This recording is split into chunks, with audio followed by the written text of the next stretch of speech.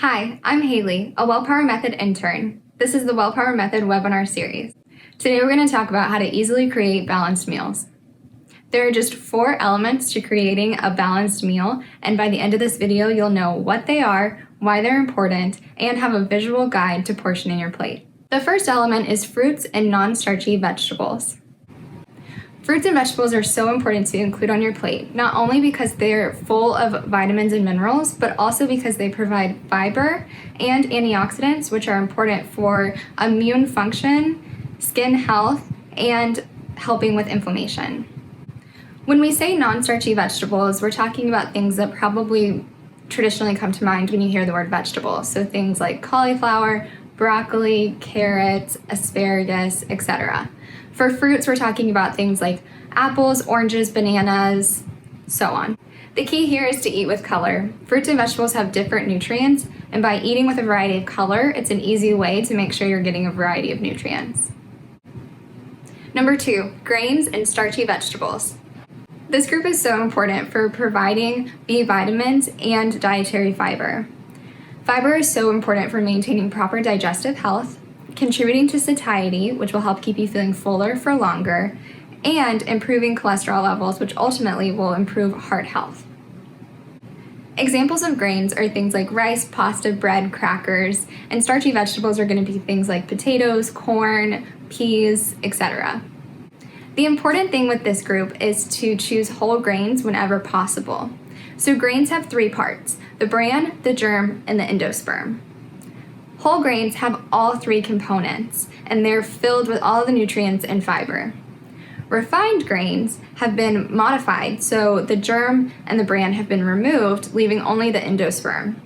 This helps with shelf life and improving texture, but it removes a lot of the nutrients and fiber. Your whole grains are going to have more of those nutrients and fiber that really give you those great benefits. So examples for choosing a whole grain over a refined grain would be like choosing brown rice over white rice or choosing a whole wheat bread over a white bread. The third element is protein. Protein sources provide a variety of nutrients, from B vitamins to iron, which prevents anemia, to zinc, which helps with your immune function, and to magnesium, which supports your muscle function. Additionally, proteins are the building blocks to things like your skin, your muscles, your bones, your hormones, your enzymes. So proteins are essential to include on your plate.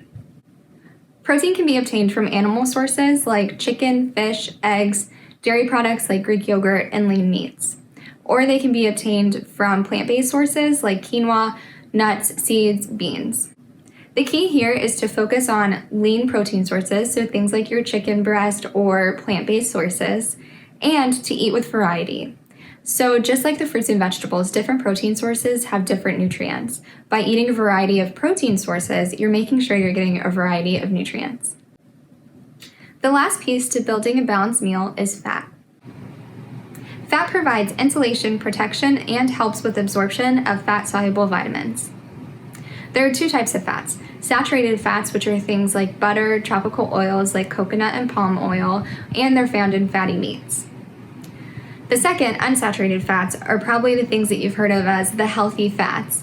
These are linked with benefits like reducing cardiovascular disease. Great sources of these are things like olive oil, nuts, fatty fish, and seeds. I want to call attention to 2 essential unsaturated fats. These have to be obtained through diet: omega-6 and omega-3.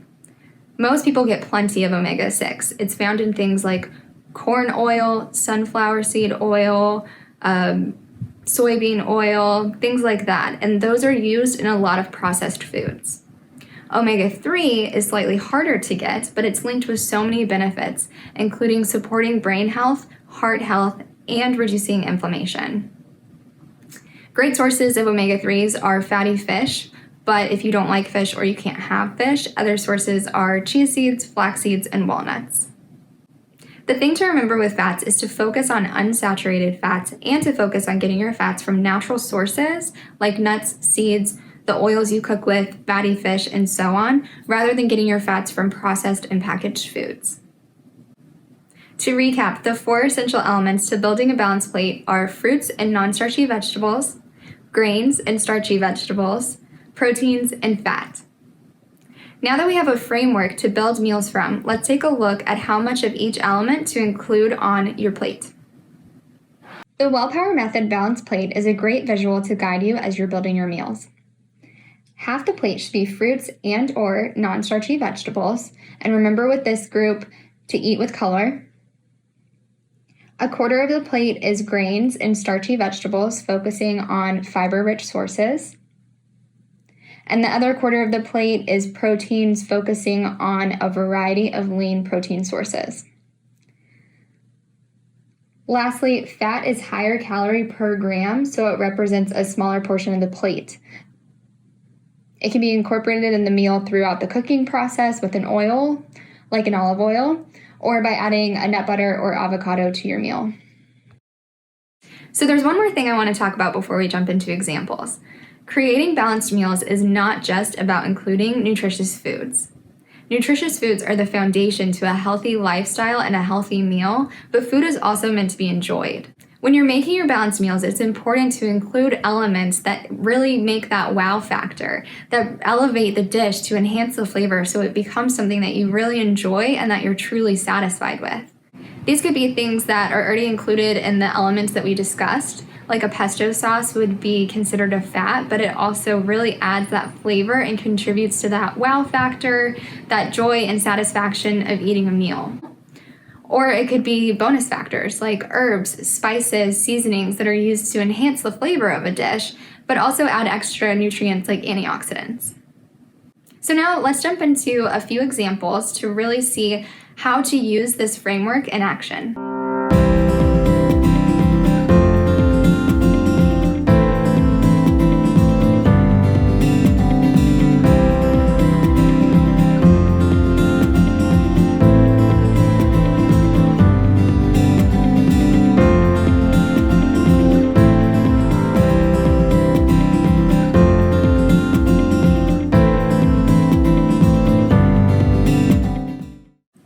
Thank you so much for joining me with this webinar, and we want to hear from you. Comment below and let us know what your favorite go-to easy balanced meal is. See you next time.